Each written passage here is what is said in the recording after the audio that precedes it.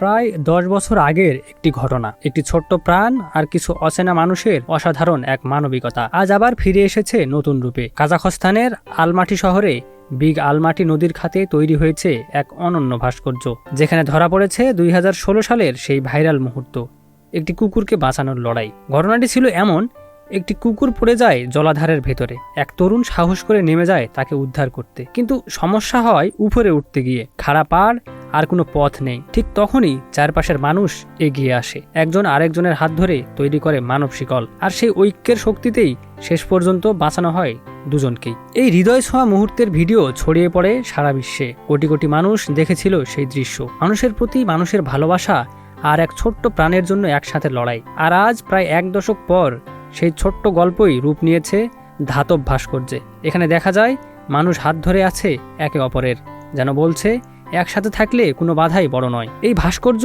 শুধু একটি ঘটনা নয়, এটি ঐক্য, সহমর্মিতা আর মানবিকতার প্রতীক। কারণ শেষ পর্যন্ত মানুষই মানুষের পাশে দাঁড়ায়, আর সেখানেই লুকিয়ে থাকে পৃথিবীর সবচেয়ে বড় শক্তি।